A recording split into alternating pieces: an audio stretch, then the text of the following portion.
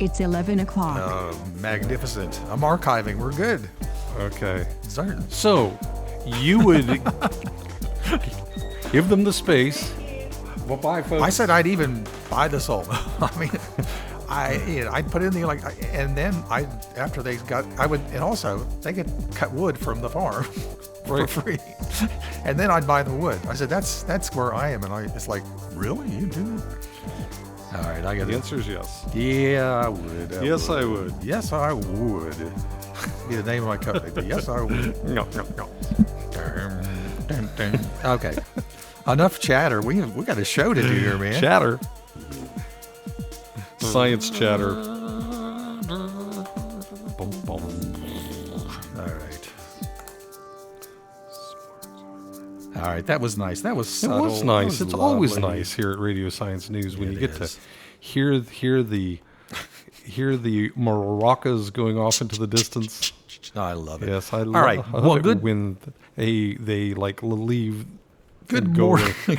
No, you don't. Good No. morning, Robert Strong. Good morning, Richard Pollack. I see Hey. that you've recovered from your eclipse experience. You look good. I got just we're just gonna talk about that. whipped. I was no. tired. Whew. But it was beautiful. It you was look like awesome. you're in fighting shape this morning. You're ready to fight your way through these thousands of. I have too many stories on Radio Science You do News. for the first time ever. Hey, Yeah. you folks are listening to Radio Science News. This is episode 789 in a series. If you folks are into prime numbers, the factors are 3 and 263. This is also today. Not only is it June 12th, 2021, episode number 789, but if you are from the planet Mercury, Hey, how did you find out? this is this is our 63rd anniversary on the planet Mercury for Radio Science News. And that's just because their year is a little bit shorter than Yeah, our it year. is. It's a little warmer Significantly. too, but I it's hear a little warmer. But it's a yes. dry heat. But it's No, a dry heat. Yeah, I'm thinking about one of my favorite songs by a musician called Vacuum heat. David Lindley. I'm crazy about a Mercury. That's a great song. That's a great song. There we go. So we should have dug that up today. Just want to mention that a day on Mercury is actually longer than its year. Wow. So just a little bit of science trivia, which, hey, where else to get good science trivia than Radio Science That News? is, boy. There we are. So, hey, we're here at Smart Center Market, looking out on the window of science. Looks like it's going to be a beautiful day. The humidity finally dropped below, a 99%. It's probably down into the 50s or 60s, which is good because I'm not dripping as much. Let's get to the launch pad of science. Move it. Move it good. Hey, if you go to www.smartcenter.org, that'll take me and you to my favorite webpage on the internet. And then once you find the little trifecta rainbows that say Radio Science News in triplicate, right above there, click on the link Radio Science News. And ooh, wow, my computer is working actually well. Nice. It Must be actually the humidity. It must be the humidity. No, the lack of It just clicked right in there. Hey, we've got eclipse. We were just talking about that. There was a partial annular solar eclipse that we got to see here at wonderful Grandview Park, and then Grandview again. That might be talking about the Star Watch that's I scheduled have the for tonight. generic eclipse information, and then the wonderful specific Grandview Park stuff that you put We up. took fabulous images, fabulous. Then we're going to talk about the pipeline. Now, is this the pipeline that was and is no more? No. This is the fabulous pipeline that was. Apparently, they were hacked, Robert. The hacked pipeline as Yeah. opposed to the XL Yeah. pipeline. Yes, how soon we forget. Well. And then, of course, one of your favorite scientists, Gomert. We're going to talk about Gomert. Okay, and then Bezos. Jeff Bezos. Jeffy Pie, Jeffy Poo there. Yeah. And then Americans. These are some of the earliest Americans. Some of the early Americans. And of course, they weren't in the United States. They were in the Americas. So that, Oh, so they could be like new evidence of the on earliest. the north or the south. Okay. The earliest Americans. Okay, and then This galaxy galaxies. story is going to blow your mind. Oh, I like my mine when it gets blown. I noticed there's Collider next to the You know, galaxies. the only thing that I kind of regret, I was going to put the Gomert, the scientist Gomert story next to the Collider because they both have the moon, and they're involving the moon. Oh, okay. You're going to like that. Well, you know, it just because they're not physically Oh, yeah. on our page close doesn't mean that we cannot do them in any Oh, order that we want because hey, That's a good it's idea. our program. And plus, they're quantumly entangled, so we can Everything is. All right, so then there's Turfed. It's about the grass in Las Vegas. We won't get into that. Then your friend sent you a thing about the jet Oh. suit. I found He's a the king. different I Yes. found a different link about it. That jet suit is Cov- awesome. We've been covering it as they've been developing it, but I did find a pretty nice little video. Okay. Thing about shark extinction, not the current shark extinction, But where- ancient shark extinction. yeah, there was a very interesting story there. Oh. Bee clones. I'm going. clone. This is, and then vegan spider silk. You know, if you read through this, people, Name of a great band, Vegan Spider Silk. yeah, and then there was a giant landslide near the Congo River, and by near I mean into the ocean, Into the ocean? past the mouth of the Oh, Congo River. wow. Okay. Then I have a quick story I just put up because I thought was so cool because we're so much about. You know, at Smart Center, you always advocate the fact that we're talking about science and math and art are. and research and technology. SMART, smart. An interesting thing popped up where somebody got a teenager was actually awarded a Pulitzer Prize, a special Pulitzer Prize, because of their use of technology and being they a just happen to be in journalist. the right place at the right time with a camera. Yeah. And so there you go. I just Good. wanted to briefly mention that. Good. I like The that. story that we haven't gotten to for the past 4 weeks about ultrasound. And then we have the fabulous Oh, chart. I like charts. Well, Okay. the chart is this is a special chart that's mostly important to those of us here in West Virginia. Oh, it's a West Virginia Yeah, chart? it's a West Virginia chart. Maybe we should do it while Libby's out of the room. Okay, let's do it. Click on the chart. Now, when the chart loads up on your thing, since you have the audio end of it, I want do you have to. some audio. You can like listen to a part. It's from a recent Rachel Maddow show, but you could just like click over it, like scroll over to like a minute into it. You know, if you can do that on your As it's coming up, it says poll shows Mansion wildly something. he's wildly something for sure. Yeah, he's Okay, mine's playing crazy music. I'm gonna turn mine off.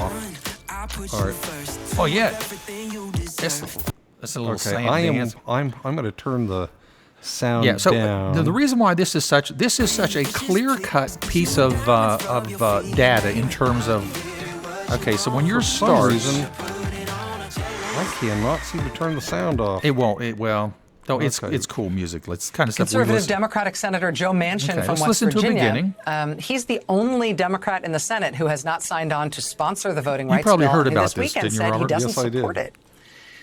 He made that as clear as he ever has in an op-ed that he published this Why I'm weekend in a voting West against Virginia paper. the For the and People it's Act. interesting. Senator Manchin is not actually making any substantive case at all against the voting rights bill. It's not like he's laying out bother. things Joe. in the bill that he's against.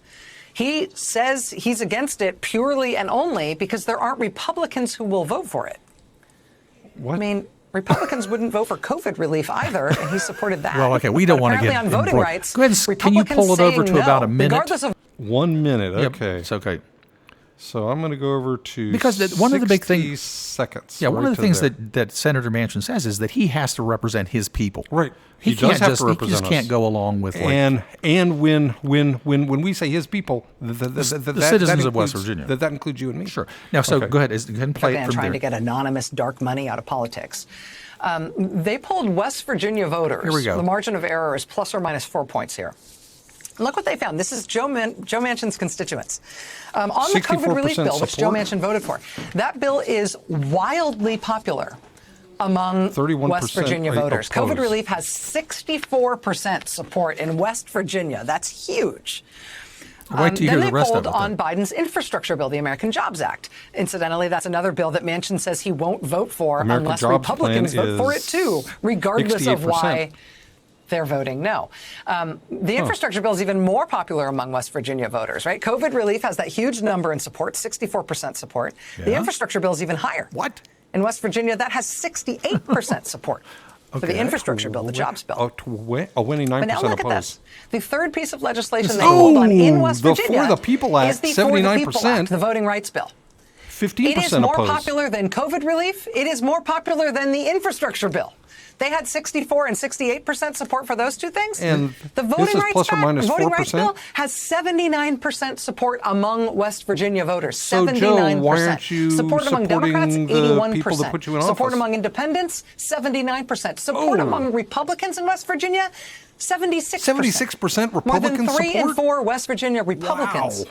support the Voting Rights Bill, the For the People Act. So, I mean, Hold it. More than I am, 3 in 4. wait.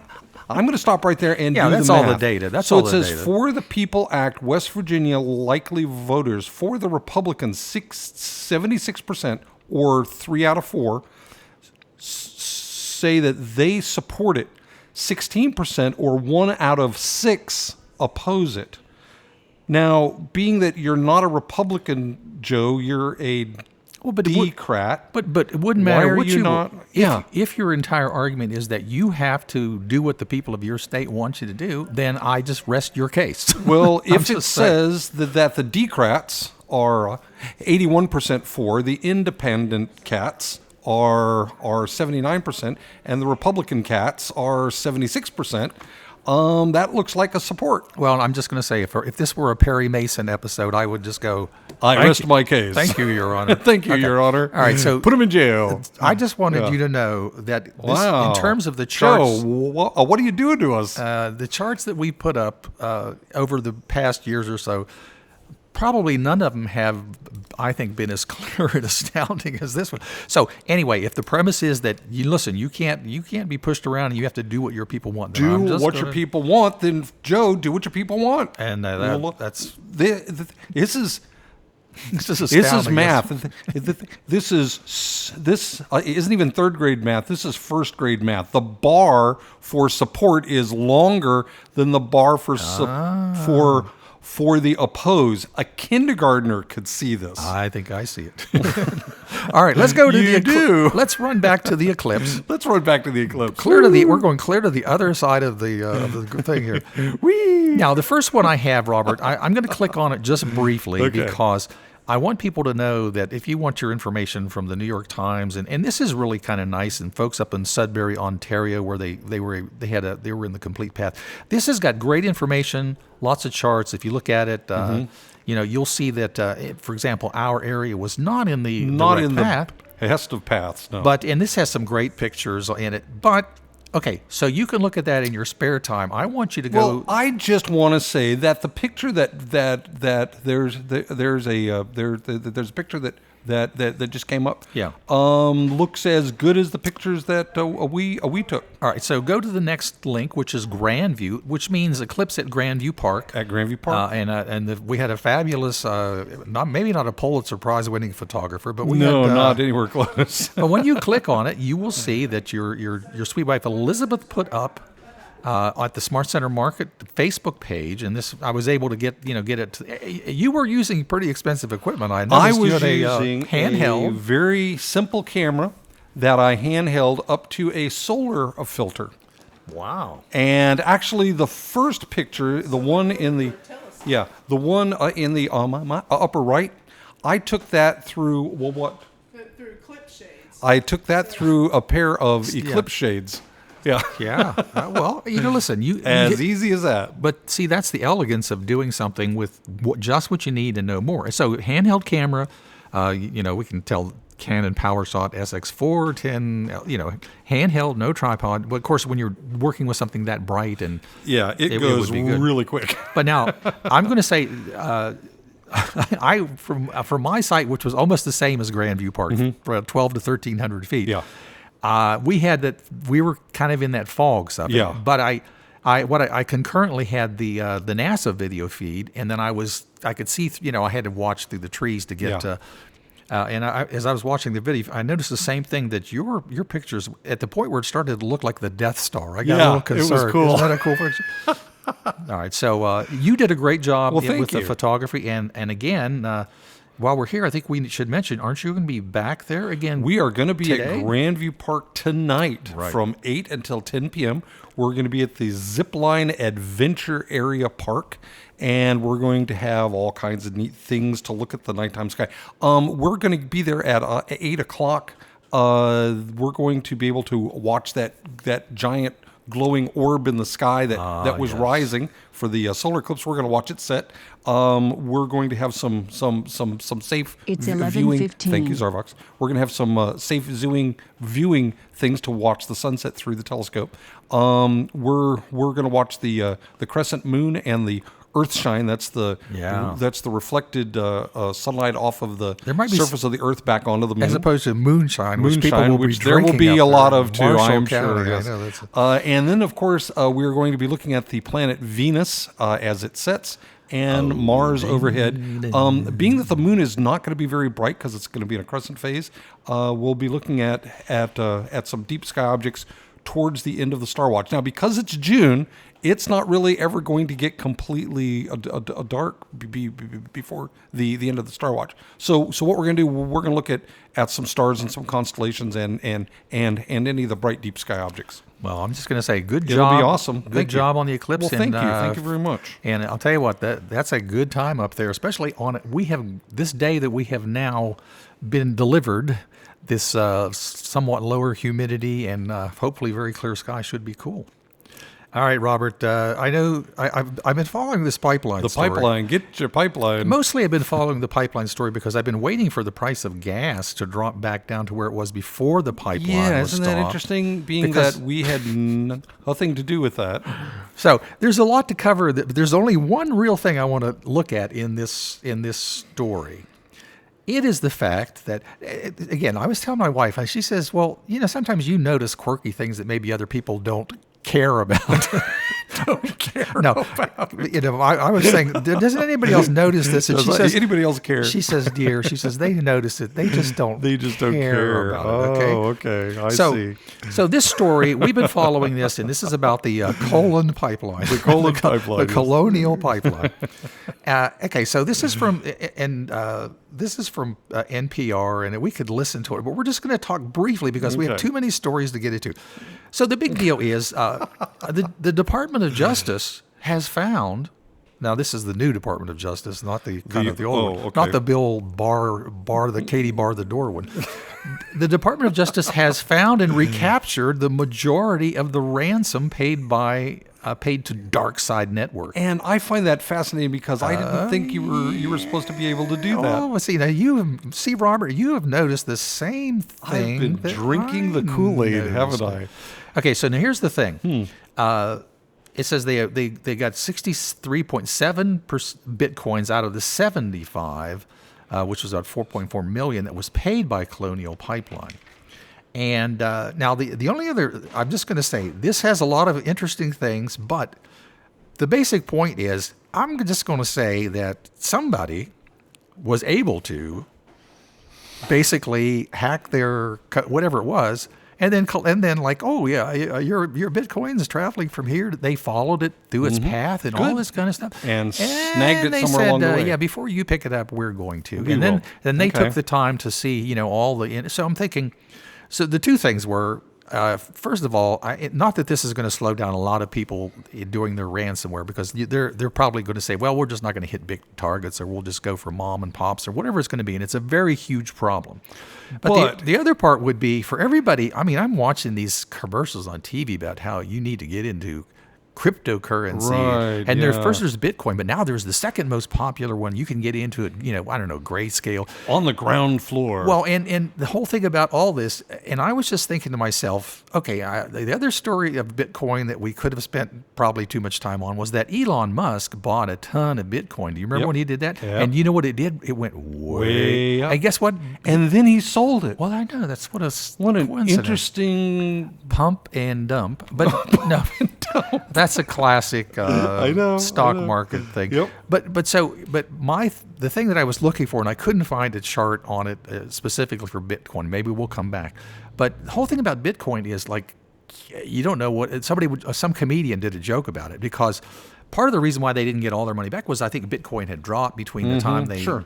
Or somebody was they were ordering a pizza or something. It was like, how much was it? And the guy goes, oh wait a minute, because they were ordering it with Bitcoin, and then it became like they said, well, never mind. I can't tell what the price is going to be because it fluctuates so wildly. Now, the thing that attracts a lot of people is, oh, wow, it fluctuates. I'll buy it at, let's, arbitrarily say I buy it at $1,000 and it could be $10,000 next week. Or and I'll be it could so be lucky. free. Yeah. And so the thing that struck me most about this story was if you are a big believer in Bitcoin and you're thinking that this is some way that you're going to, I mean, other than the fact that, being a drug dealer and all these other things, you might be able to do things secretly. I am not a secret drug I know. dealer. I'm just, this is like, If I were. if were. But knowing the fact that somebody, you're probably thinking, well, sure, those guys are really geniuses at the FBI and these They places. probably are. But that's going to make you think that, oh, well, there may be two geniuses somewhere. And so the idea that everybody had put so much faith into the fact that you can't trace this, you can't track it. It turns out that you can't can. crack it. And I'm going to say this story said, oh, I beg to differ. Yeah. And so I think this is but fabulous. nobody leapt up and said, oh my God, this story means that. Yes. And that I'm saying it. It's interesting that you should say that, because when I was watching the news with my wife, I turned to her and I you went, both said, I told you. And she goes, you were right. I know. And yep. So I said, you can track this stuff. You've got to be able to track this stuff. Come on. Yeah. it's the old. Well, anyway, I'm so excited about this next story because, Robert, sometimes people say that some of the folks in government, they oppose science. Excuse me? And here's somebody who I'm going to find this. This story is something where, on its face, it may be almost like, well, this is kind of wacky. I'm going to read the headline to you, Robert. Texas Republican. I should stop right there. Texas Republican asks, can we fix the moon's orbit to fight climate change? What? Why? Now, Robert, don't Are be you serious? Don't be just No. Come on. No, nobody could be that ridiculous. No, Okay. Robert. Wait. You think I'm kidding you, don't you? I just want to say my daddy was from Texas. My Daddy. grandparents lived in Texas. Are you a country I western lived in singer? Texas. I lived in Austin. I lived in Dallas. I lived in Houston for a little bit. Wait a minute, write this down. I'm going to make a country song out of this. And my dog, daddy was born my doggy in went away. Texas. So I just want to say I Had a have pickup lived truck. there, and these are some of the wackiest people I have Oh, ever no, that's been not- with in my existence. Oh, yeah. What about the Texas Strangers? What about those guys? Oh, yes. Okay, so let me just go. Anyway, the point of it, this has a video. Play it. So I haven't heard it. So this guy wants to move the moon. He suggests that Republican changing- congressman suggests changing moon's orbit to fight climate change. Okay, good. I think this is such a great idea. Play I it, think that play it. we should all Come on, I'm start with this. it. Riding a bike should be a really fun experience. No, it shouldn't. We make low-maintenance Come on, bicycles for stop. everyday riders. We were Yes. coming off a great year, and when the pandemic hit, Skip ad. Okay. Understand from what's been testified to the Here we Forest go. Service and the BLM, you want very much to work on the issue of climate change. I'm gonna turn it I up just a was, little bit. I got it. informed by the Thank you. past director of NASA that they have found that the moon's orbit is changing slightly, and Okay. so is the Earth's orbit around the sun. Okay. We know there's been significant solar flare activity. Yeah. By like Um, inches. And so, per year. is there anything that the National Forest Service or BLM can do to change the course of the moon's orbit? How could this or guy the be Earth's a orbit political- around the sun? Now, Obviously, that would electee. have Let's let him profound finish, effects Robert. on Okay, our sorry. climate. I think that's it, right? Okay, I'm I would sorry. have to follow up with you on that one, Mr. Gomert. Yeah. Well, if you figure out a way that you in the Forest Service can make that change, I'd like to know. Okay, so there it is. You've got to be kidding. All right, so we're going to stop it right there. First of all, I don't see he's talking to the Forest Service and apparently Black Lives Matters. Is that who he's talking? Yeah, No, the BLM. BLM, the Bureau of Land Management. Yeah. Okay, so first of all, you could tell that Jennifer She was Eberlian like going, what? said, "I'll get," and she did say, "I'll get back to you." I'll get back to you. This is kind of like one of those. Could you inject Understand. yourself with? He's still No. he's still wondering. Okay, He is off. Anyway, this came up as such a crazy thing. Now, first of all, Robert, I'm just going to assume that this is not within. Now, maybe you and I could figure out how to do this, but the Bureau of Land Management, or especially the Forest Service. What does the Well, that's where Forest you Service have well, to you do see with the moon. If they would cut down some of the trees. Oh. No, I don't know. But could you give a very brief, because the dynamics of how those orbits and things work are, I mean, like he forgot to mention maybe you could tilt the Earth too, change the tilt. That would do it. That Yeah, would be yeah, one thing. Yeah, that would do it. I just wanted to say that anybody that thinks that That's something we could do. rather than, gee, let's stop using all Fossil- the carbon-based fuels and let's actually see if we can't change the orbit of the moon and the Earth instead. Well, Needs to go into a medical care. I mean, to be really honest, because that's right. insane. well, it was a thought. I was thinking maybe It's a really it would make bad a good thought. science fiction movie. Oh, it but would I make don't a know. really bad, Yeah. yeah. This would be one of those movies where you decided you were going to try to create one effect, and then you found out that there Everything were else unintended is about to go wrong. consequences. Yeah. All right, well, listen, I'm. you're gonna say no? Just going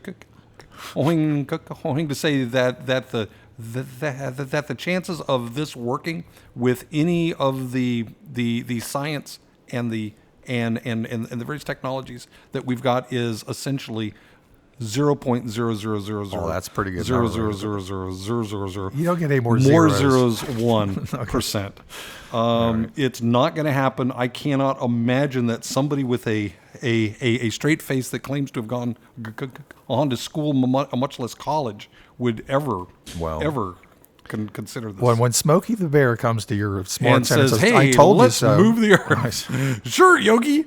All right. Now, listen, since this was about the moon, I'm going to say Okay. let's go over to Collider, because this Let's was do it. this was really Collider. you'll like this one. This is you're like a physicist kind of guy, Robert. You're going to like this one because one of the things that we often talk about is sometimes you want to do things on Earth. And you can't do it because there's just people in your way, and Yeah, I guess they're always- communities and animals and stuff like that. Gee. But one of the things that they were looking at was, and this is just, of course, and I'm going to say this may have been a word that I would have applied to Louis Gohmert's idea too. It was aspirational. Yes, this is something you might aspirational. want to think, could we do this? And there's nothing wrong with thinking that way, because what you do is you decide, can you or not, and then you move forward. Okay, so But this check is, this out. Physicists dream big with an idea for a particle collider on the moon. Okay, I'm going to pause for a moment. I've seen this idea in Yeah. multiple good hi-fi books over the years. Right. So for somebody to claim this as their own idea is Well, just bull-faced lying. Hopefully they're not. But yeah, hopefully they're not. But It's- some people do say, like a good idea just emerges. Sure, even sure. if you a lunar particle accelerator could reach 1,000 Look at times this. the energy of Earth's largest collider. Now, Let's see what that is. the Scroll only down. way that that's going to work is you're going to go around the moon. I Here guess. we go. I'm going to take you down to paragraph 2. Okay, Emily's it says a fine particle story. collider encircling the moon. Yes, that's the way the science fiction people do it. There you go. Could reach an energy of 14 quadrillion electron volts. Physicists report June 6th. That's about 1,000 times the energy of the world's biggest particle accelerator, the Large Hadron Collider, this or LHC, near CERN in Geneva. Now, This will be the larger, as if yes, yeah, this would be the LLHC. Yeah. Yes, the Large Hadron Collider. I just want to say this is a great idea if somehow It could- yeah. you lived on the moon and there were industry on the moon and you had nothing else to do on the moon, and et cetera, et cetera. Because the inside would be a vacuum, because the atmosphere of the moon is better than any vacuum that we can create on the Earth.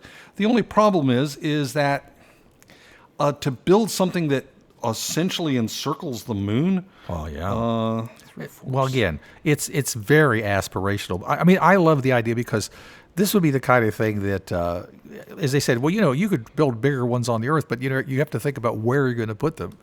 And I love this kind of little science. This would be almost like a fun science project where kids Oh, will sure, say, sure, you could sure, do sure, this. sure. Because they This would be talk great. about circling, thinking of the moon, say at the equator or something, and then you would have, the whole thing would have it would be buried, and then you'd have solar panels, that would. This would be really cool. But now Yeah. the aliens would see this immediately, And they would come in. They'd say, "Whoa, whoa, whoa, whoa, whoa!" they'd say, "Let's move the moon and change the Earth's climate." That's what they would say. "That's exactly what they'd say." They would say that. So, It's 11:30. Thank you, Zarvik. I just want to say the collider encircling the moon would be about 11,000 kilometers around. That's pretty close. It'd be 10,917. I just did the math, and then looked down and saw that. So yeah, That's a nice number. I like that number. Their math is good here, and the science works. It's just it's going to be a big technological what if. I like it. Yeah, I think it's great. I mean, hey, if you need a reason to be going to the moon, That's not a bad one. this is a great one. Yeah, I like it. But it shouldn't be the only reason. Okay, so forget going to the moon. What if you didn't want to go all the way to the moon, but you wanted to maybe go just to low Earth orbit? Look what Jeff Bezos is doing. That's right after Gohmert. Slide back to, I see Jeff there. And that almost sounded like a... Jeff Bezos will go to space. Whoa. Space. I have to accept all cookies to be able to look at this thing. Well, if you're going to go to space, you better take some cookies. Jeff Bezos will go to space on Blue Origin's first crewed flight. I saw this. He and his brother, I think. There goes the whole family, right The there. multi-billionaire, along with his brother and at least one other passenger, could reach suborbital heights. See, this is only I suborbital know. heights. I don't want to go to suborbit. I want to go to the moon. I want to orbit the moon. To the moon, Alice. That would be cool. Yeah. Well, and the thing about this story is... As soon as July 20th? Now, is that July 20th, 2021? I think so, yeah. Wow, nice outfit there, Jeff. I guess if you've got billions and billions that you can make somebody say, I need a black leather jacket that makes me look cool. Oh, yeah. Okay. Oh, yeah. That's... Hey, yeah. Listen. Again, he and Elon Musk are always sniping at each other about And they their should. programs. But this is exciting stuff. But as you point, I think somebody was talking somewhere. I saw that it cost $100,000. It's 440. Somewhere it was the people that are flying are going to be paying $400,000 a ticket or something. I don't know. Just to go to low Earth orbit? I mean, no. It's it only holds it's to 6 go to- passengers. Okay. I mean, it's only going to go up 60 miles. Oh, here it is. It said most recently Virgin Galactic sold tickets at $250,000. Oh, is that all? But now Bezos, part of what they're going to do is auction off their tickets, but they're only going to leave 6 people. So, hey, this is cool. I can think of It's a couple cool. of people that I want to go with him. Let them go. It says another seat on the flight is currently being auctioned to the highest bidder during a 3-round process that will conclude on Saturday, June 12th. That's today. You better get your bid in, Richard. Oh, man, I Said forgot bids have to- already reached 2.8 million. Oh man, I've only got 2.7 million in my. Yeah, your wife won't let you spend no, that she on will not let me spend that on. Well, actually, she might. She's not been that thrilled with me lately. Here. Too much information. All right. So anyway, that's Bezos. Now, this is aspirational on another end, and listen, I'm very happy that these guys are working towards some of these things. Not everything they do is going to be wonderful, but that's okay. But that's cool. Now, this next story, I was very fascinated. We're very close to an archaeological site called Meadowcroft up in the northern panhandle, or in the northern panhandle of West Virginia, the Pennsylvania area, called Meadowcroft. But this is really neat because, and this just popped up this past week. Ancient bones from a Mexican rock shelter point to humans arriving earlier than often assumed. Says new clues suggest people reached the Americas around 30,000 years ago. So this is we've been seeing stories like this. It says according to radiocarbon dates for rabbit bones excavated in Mexico's Coacatian cave shown here, raise the possibility humans lived there roughly 30,000 years ago. So I would doubt unless they came by boat that they arrived there first. They would have to. That's the thing. They would have to get there. That's the exciting. And so it might take thousands and thousands of years of going different places and going up and down river valleys and so forth for them to get to someplace 30,000 years ago, which meant that they were that the humans were probably in northern Americas long before that. Well, and what they're, we've talked about various stories about this. Some are even more, are more ancient than this, but they're basically saying humans in Central America as early as 33,000 years ago. Wow, that's really This cool. is all really interesting stuff. So, okay, we'll follow this, and if again, this is a story. I think it has some links that you can. This is neat. Yeah. This is awesome. So obviously, rabbits have been here 33,000 years too. So Unless they brought the they rabbits brought with the them. rabbits with them. There's Oh, another. no, that's a bad idea. All right, you're gonna love this. When we think about big numbers, Robert, people love will big often, numbers. Well, Scientific notation. they'll often be talking about. They'll say, "Well, that Bernie Sanders would say that was huge," but they would say sometimes people say, it was like an astronomical number where you're thinking of astronomy. Well, check out this. An arc of galaxies 3 billion, that's with a B, light years long may challenge cosmology. The discovery is a big deal. Big That's in deal. quotes. Big deal. It's huge. If true, but still Well, needs to be confirmed. Fair enough. Fair enough. Okay. Observations of thousands of galaxies taken by the Sloan Digital Sky Survey That's a pictured. cool looking I know, one. it's really cool. Helped reveal a purported giant arc of galaxies more than 3 billion light years long. So you've got to ask yourself, what's making this arc? Yeah, what's the relationship? Dark matter or black holes or some wrinkle in space and time? I mean, what would create this wrinkle that the galaxies would arc along? Well, and also the other big deal that as they're pointing out in the first couple paragraphs, the whole idea of cosmology. One of the things that they say is that here it is. It would change a bedrock assumption of cosmology that on large scales, matter in the universe is evenly distributed. No matter Right. where you look on a very large scale, and this is not so according to this. But on a scale of 3 billion light years, no, it says, yeah. So and this is interesting because you got to think about this. It says a giant arc of galaxies appears to stretch across more than 3 billion light years in the distant universe. So in the distant universe, the universe was smaller.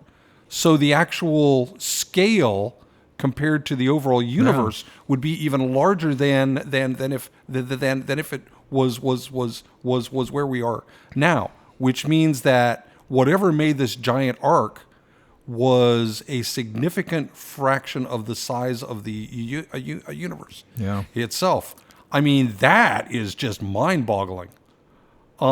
Did you just want to toss out some numbers here? 3 billion light years across this is, we're looking. is Oh my gosh! 18 billion trillion miles. 18 billion trillion And at the miles. price of gas these days, we're Yes, talking, I can't now, even imagine. the other part, we'll just because the thing that boggles my mind are the magnitude of these numbers here. But so they're looking for these things, and what they're using is a signature, type of light. So in the halos of the galaxies, they're seeing a magnesium atom that's lost one electron. And the thing is, we're saying how big it is, but they're actually seeing this in galaxies that are 9.2 billion light years away. Wow. This is astonishing. I mean, really something. Of course, the structure itself is invisible to the human eyes. But if you could see it, it would span about. But if you could see it, it would span, even though it's 9.2 billion light years away. If it were visible, it would be 20 times the width of the full moon. That's a big arc across the sky. that's huge. And then there's a picture down there that shows That is like it could be anything. That's why I said. All right, this is really a cool story. Yes, but, and here we have below the bacterial swab is, or is it galaxies? I'm not sure. we tried one spray and it killed these germs. Okay. There's so many crazy stories here. Oh, let's jump over the collider. We've touched Let's upon do that. To TURFT. Turfed. Man. I think I spelled that wrong. I have to go back and look. Yeah, I think I did. No, I get it right. TURFED? Yeah, because part of what they're talking about in this story is like unnecessary turf, right? And you've heard about turf wars and Yeah. all that kind of stuff. But this is actually, this is a story that really points to a lot of, I know they're talking about infrastructure, and one of the things that Joe Biden and the folks want to include is the fact that we have to consider infrastructure relative to climate change and all that. And then, of course, the Republicans are saying, well, that's not real infrastructure. It's got to be a bridge or, this story is about how in Las Vegas you're going. So what's the big deal? This is a great story. Oh, it is. And when you There's Libby. You and I have been talking about this for years. It says Las Vegas's new strategy for tackling drought, banning useless grass. useless grass, we'll Thank get you, smoked at thank you, supper. thank you. Useless grass. Right. If you can't eat it, if you can, I mean, what's the purpose of grass? Well, and that's what they it's to actually say. mow. Mow? And you're going, why do you have to mow it? Because the mowing people want you to mow it. Oh. That's why you mow it. I ain't gonna mow no more. I am going to mow no mow. It says it targets what they call non-functional turf. It applies to grass that no exactly one what uses. it is. It's just grass for grass sake. And this, but it still lets you have single-family home grass and parks and golf course. Now, of course, those are being considered useful. Now, the reason why this is important, scroll down, Robert, because here's a picture of. They're talking about the fact that when you fly into Las Vegas, yeah. you Look at see what that. they call the bathtub The rings. bathtub ring of Lake Mead. Look how A mineral deposits left by higher levels of water have been exposed as water levels dwindle. Wonder how high that is. It's pretty got to high, be pretty yeah. high. And the lake, I mean, the demand for water from Lake Mead is only increasing, and it's they're thinking there's a drier future anyway. Lake Mead and Lake Powell, the two reservoirs of and you know the Colorado River used to bring a lot of water clear down into the Gulf of Gulf of California. Mexico. yeah, between Mexico and California. That Gulf of California. that whole area has been, it's been kind of wrecked because it used to be just like every estuary situation was there, and that's where the whales. There's a lot to talk about here, but if you've ever been out there, I have been out there multiple times. And folks in Arizona, they want more water to green up their lawns and all that stuff. I have to have a green lawn. I remember years and years ago, I was at a National Science Teachers Association thing there, and I thought, okay, for a first time that I was there, and I'm going, it's really humid here.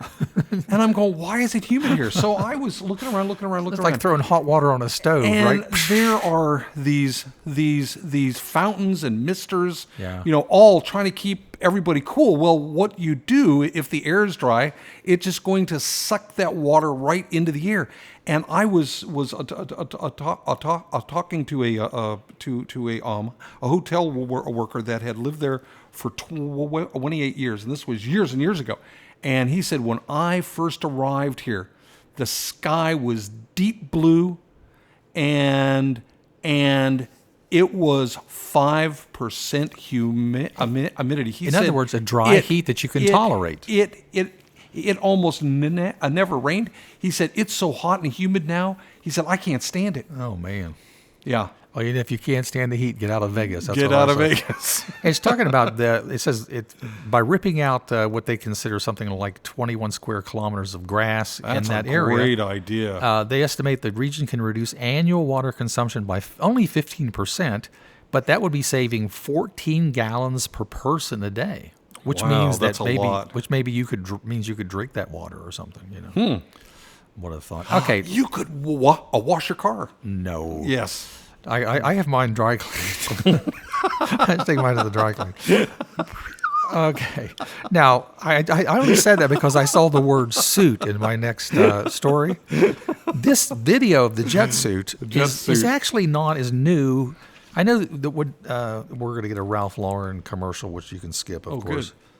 Good. Even though these people are all very handsome. They have leather suits, leather jackets. Fly with me, let's fly, let's fly. I'm trying to turn it off. It will not. Let's fly. I could do it. Tell Thank me you. when Whoa. it's over, and I'll. All right. I am going to hit the ad now. Okay.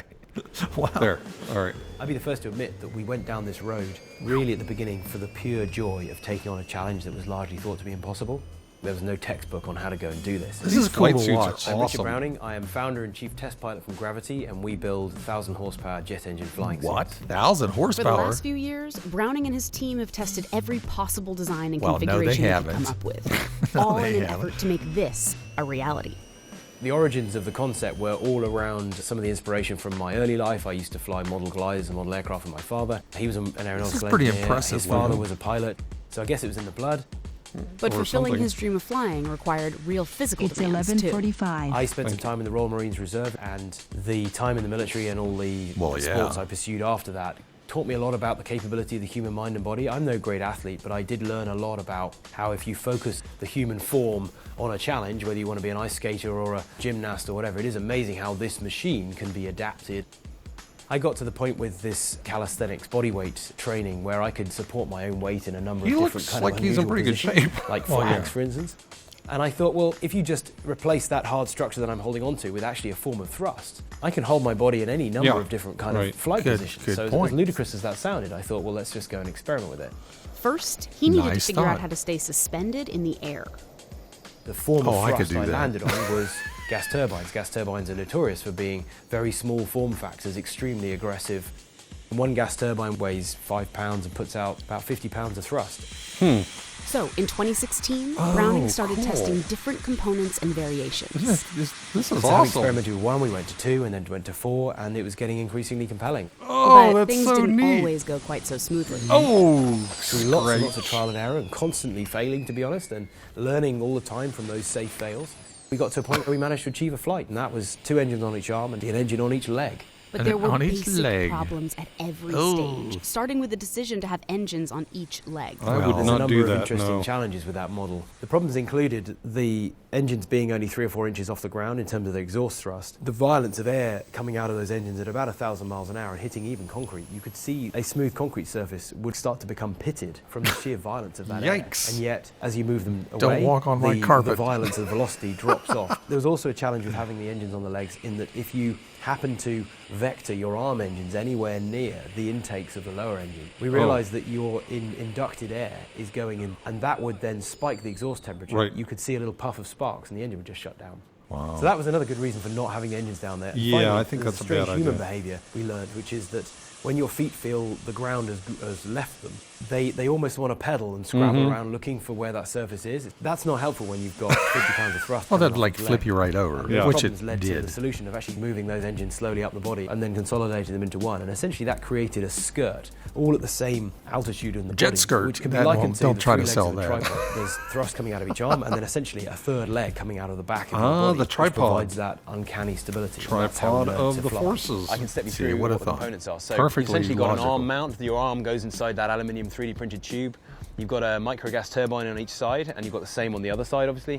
And round the back, and there's one more engine, which is roughly the power of these two together. On the front here, you've got a lot of the electronic control systems and the batteries, which aren't plugged in here. Those batteries actually run the starter motors and the glow plugs. And then on the sides, you've got a couple of fuel bladders. We've also got a helmet. It's an especially lightweight one. And the extra addition to it is a heads-up display system. Well, we better. So we're going to be in inside another there, you can 5 see the minutes here. lenses, So. which Yeah, are- okay. Well, let's just stop it Very there. cool. Well, so I just want to say if you want to see more of this, please Yeah, do. it's really This is cool. really awesome, really cool stuff. well, and the other thing that I kept thinking about, I immediately when he had the thing down on his feet, I'm thinking, okay, wait a minute. It's like so if you ever watch a tightrope walker, Yeah. and one of the points that they always make is, if you want real stability, if you're having thrust and you need to know where your center of gravity is. This is like one of those little toys that you can, or like that little eagle thing that you can yeah. suspend. Right. By moving that all up there, the stability just increased. Yeah, and yeah. then having it in the same plane and having them balanced was really cool. Yeah, it turns out that to have to move the center of mass as high as you can is probably the wisest idea. Well, I'm glad he just worked it out. Just saying. I think yeah. I think these suits cost him like $400,000 right now. But That's about that's 399,000 More than more I than I mean. got. Well, I like that. Okay, now this story about the sharks is very fascinating. We were thinking about some of good friends like the Gartons and people who are into fossils and things.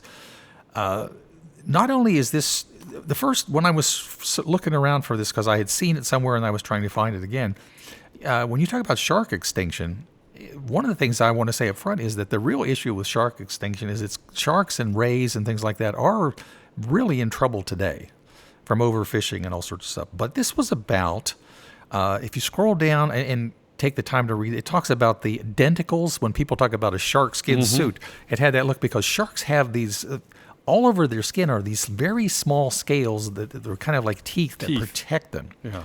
They're about the width of a human hair. So the part that's fascinating, and I know that when you folks have time to read the whole thing, because I don't want to,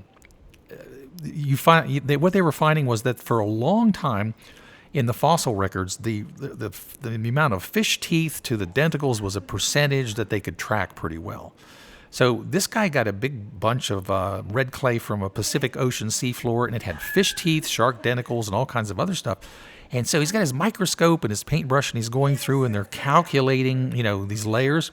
But they get to a point 19 million years ago where the ratio changed drastically. And then before that time and after, before that time, it said samples older than that tended to contain a ratio of 1 denticle for every 5 fish teeth. So about 20%. But the more recent samples had dropped to 1%. And it says that it literally means the sharks. What's going on? It suddenly became much less common during the early Miocene, and they basically, it says, never have really recovered. So, but this is they really just don't know exactly what caused them, but it says they almost completely disappeared at that time. So there was a shark mass extinction 19 million years ago. And so, of course, this is just the beginning of looking into this whole thing. Wonder what would have happened to take out the sharks. I know. The jets. You're a jet, you're a jet. Oh. This is really a fascinating thing. That's really fascinating. And again, it's one of these things that has not really been out there. It's just popped up because of this. I'm just picturing this little brush and his little microscope, and they're counting the ratios and all that stuff. Very interesting. Now, Robert, I know that I used to love Saturday Night Live when the killer bees would come on. Oh, my! And I always thought to myself, if they could just clone these killer bees, wouldn't it be just even better? Well, according to this very cool story, there is within the population of a certain species of South African bees. They're kind of normal in most ways. They have a queen bee and all this kind of stuff, but it turns out that the honeybees, the actual workers, can clone themselves. They're doing basically what they called parthenogenesis, where they would literally. Why? I don't know. I mean, I think there probably are advantages. The idea that prior research has found that some creatures reproduce through parthenogenesis, in which individuals reproduce without mating. This form of reproduction has the advantage of not wasting time and energy on mating, and the gene pool remains undiluted. It remains pure. It's like a pure, if that were what you were looking for. But the downside is you lose your genetic diversity, which means you might have troubles. Now, but it looks like these South African Cape honeybees, the queens actually, like regular bees, produce sexually, but the workers reproduce asexually. And the one thing that's different about this is that if in parthenogenesis, one of the problems is if you have a mistake, well then it's in the process, for where you'll have defects or things like that, then that's bad. But apparently the big thing is that these things are just very, very nearly identical clones of their parents. Wow, this is really a cool story. That's a fascinating thing. So once this starts, then evolution comes to an end, essentially. Well, except it says researchers note that despite their unique abilities, the bees are still in line with evolutionary theory in that they are simply doing what works best for in their continued situation, existence. Yeah. Okay, I just saw that at the bottom. Oh, look at this line up here. Testing showed that one line of worker bees in the hive, so there may be several different lines of them. Okay, gotcha. Had been cloning themselves for 30 years. So they're not having problems with, bad transcription of the DNA or anything. No, that's not what it looks like. Wow, that's really cool. Wow, that's a very fascinating story. Bee clones. Now, vegan spider silk. I always try to get a story in with it if I can. And the spinnerets. Well, the thing that's neat about this, and this is kind of a nanotechnology story, really. big deal is that they've created a plant-based, sustainable, scalable material that could replace single-use plastic in many consumer products. Now, it's not so much they're actually mimicking the properties of spider silk, and I want folks to take the time to read this. But part of what the idea that being able to make it not from some petroleum or something like that, but some kind of a plant thing, they were looking for what was the thing that made it so stable and strong, and it has to do with a certain. I'm looking down here for the hydrogen. I keep getting pop-ups in the middle of my thing. Oh, it says as part of the protein research, they were wondering why materials like spider silk are so strong when they have such weak molecular bonds. And here it is. We found that one of the key features that gives spider silk its strength is the hydrogen bonds are arranged regularly in space and at a high density. So these are small bonds, but they're dense and they're very orderly in their range. So what they've done is they've gone down and applied that to using soy proteins, and by using this kind of thing, that it'll self-assemble like spider silk, and then it apparently has all the structure and strength that you need for some really cool stuff. This is really neat. If you're a plastics engineer, amazing. You'll sit down with this and with your pipe and a glass of Chardonnay, and you'll be good. Anyway, this is very cool. And again, so it produces protein structures with enhanced intermolecular interactions guided by the hydrogen bond formation. Is what's supposedly going on. Yeah, so very cool. Okay, that's an and interesting the big deal phrase. is that it's basically self-compostable. You can compost it at home and it'll fall apart.